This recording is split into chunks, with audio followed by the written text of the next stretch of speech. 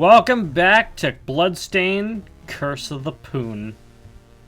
Ooh, yes, sir. I wonder what type of stain remover we're going to use to get the blood out this time. It's not Bloodstained anymore. If you do that, I advise against it. Anyway, I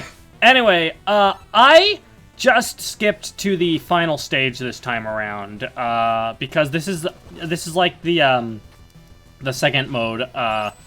The original game called it Nightmare Mode. This game calls it Episode 2, where Zangetsu, Robert, and Hachi team up to rescue Dominique, who had sacrificed herself when a demon tried to possess, came out.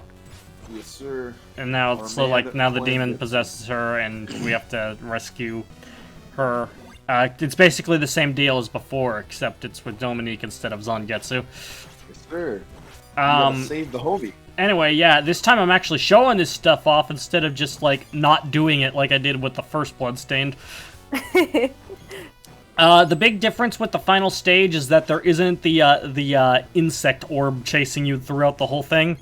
Because that demon, Abaddon, died at the very end of that. So, he's not there to do that. What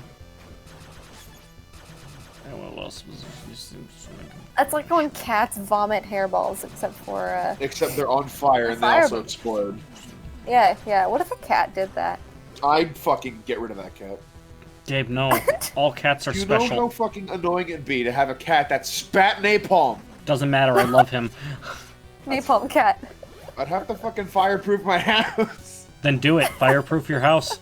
Oh my I god. saw this video the other day of this cat that put its tail over a candle and lit its tail on fire. Oh and no! I was just looking at its tail. It was really calm. To quote Mr. Spy from Team Fortress 2, I do believe I am on fire. My flesh! It burns! Yes, except for the cat didn't do that. In my flesh, it burns. It just did I believe I am on fire. Yeah. I do believe I am on fire. Continued to look at its tail. I don't know why, I just remember a video from a while back that had that clip, and then there's also a heavy on fire in the background yelling that quote. Oh my goodness. Run that man down, punch the shit out of him. There, I did exactly what you asked. Good. I can't get over that you're a dog.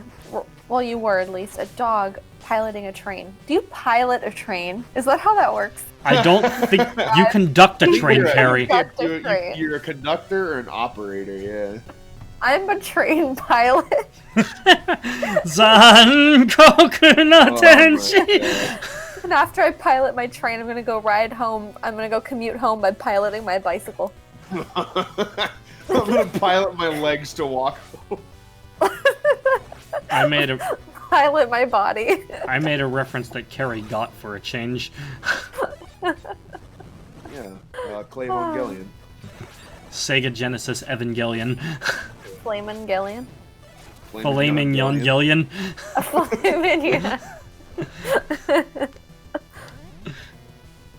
Only Dominique was there. You could have bounced off the gentleman there. Yeah, gentlemen. Wait, isn't living just piloting your body? Stop. Carrie. You need to stop. Somebody needs to get you under control, man.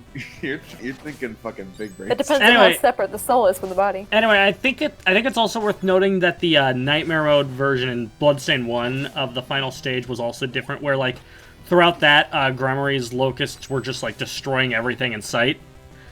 But in the Nightmare Mode version, since she's not there anymore, it's not like that. However, I think it's also worth noting that unlike this, in Bloodstained 1, the actual scenery of the stage takes a complete change as well. Where in the first time you go through it with Gremory as the boss, it has a very Eastern Catholic Church feel with the rose window. But it's designed with more of a Shinto look the second time around. Thing. They deconverted from Catholicism. Bro, deadass. I'm doing a research paper right now, actually, on Shintoism. What a fucking gamer religion. Holy Gamer shit, religion? Are you sure that's what? Are you sure that's the term you want to use? dude? Okay. Well, he convinced us, Gabe. All right. So That right, it is in fact okay. a gamer religion. All right. So I use the term gamer, not fucking in the actual. I know. We know this. Dude. Okay. So right. So you know how like it's polytheism. You know how there's like multiple gods and stuff. You dig? Yeah. All right. Here's why it's a fucking epic gamer religion. Okay. So, like, I guess we'll say, you know, a lot of, you know how like Christianity. You know they have, ye old house of worship, church, right? Yeah. People who follow the Islamic faith go to mosques. So, a lot of times, shrines in Shintoism aren't typically constructed with like, typical building materials. Okay, let me rephrase this. So, a lot of, buildings are just, wood framework and then like masonry or bricklaying or stuff like that. Dig? Cool. So, Shintoism is like, all right, we just make everything out of wood. Everything out of wood. The groundwork doesn't count. Every structure is made of wood for one purpose. And there's one gamer reason only that they do this. Okay. I forgot the name of it. But there's this god of prosperity. And this god of prosperity is married to the head spirit of nature. And so, the goddess of prosperity is like, I'm a cool guy, right? And the head, like, deity of, like nature's like, hey, cool, we're married and stuff. Let's have these people like show their faith. And he's like, yeah, okay, let's use we'll make some cool things. And she's like, okay, but let's make them all out of my materials, so that the rest of the gods are like, hey man, these guys are actually cool because they construct stuff given to them by the earth. What a fucking gamer reason, dude. Holy shit. Why does that qualify as a gamer reason? All right. Here we go. Ready? Watch this. All right. So, I'm watching. Like, all right. Watch with your ears. Okay. So,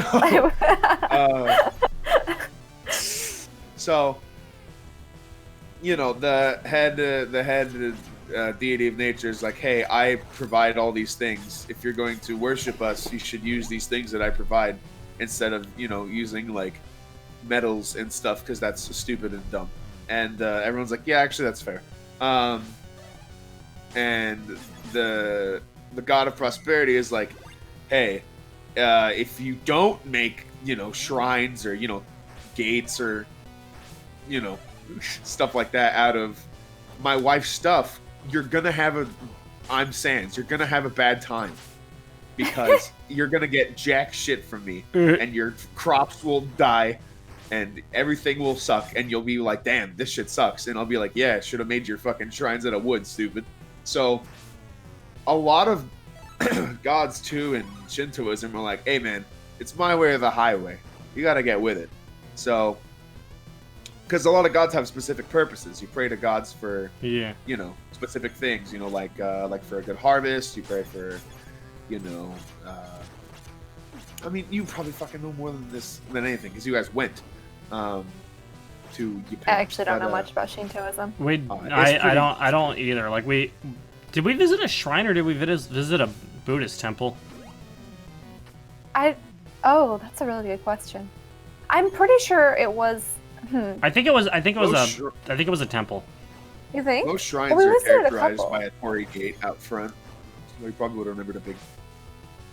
What is the difference, aesthetically speaking? Well, I mean, aesthetically speaking, the difference, I mean, non-aesthetically speaking, is that one's Shinto and one's Buddhist. Right, but I'm trying to remember. Oftentimes, Buddhist temples are also enclosed, and Shinto temples are also always open. Like, they don't have doors. I'm pretty sure it was most definitely a Shinto shrine that we went to, because there wasn't really anybody there, and there wasn't an enclosed entrance. And I remember that little box where you can put coins in. Huh, the donation box. Now there were a few people there. I remember there were this group of people who Will started talking to, like these two guys. Oh, I was thinking of a different one. I was thinking of the little one by where we stayed.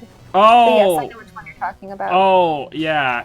I was talking about, like, the place that we visited directly, which, again, I'm pretty sure was a temple. Yeah, I think you're right about that one. And I think the one that was closer to where we stayed, that really tiny one we stumbled across, was probably a shrine. Yeah. Yeah, that's... Yeah, I remember now. Okay. Areas just kind of on a whim. Exactly, and it seemed it was in a neighborhood area. It was just, oh, hey, look, Yeah. whoa, this thing that looks like a shrine. Yeah, so they, a lot of times shrines like that are just kind of, I don't want to say thrown together, but they're just kind of propped up as, just You know a what? place to say your prayers and stuff. You know what else was on the same street as the hotel we were staying at? What? The now former, but then not former Sega building. It's pretty Oh. nice. It's pretty dark in here, dude. Yeah.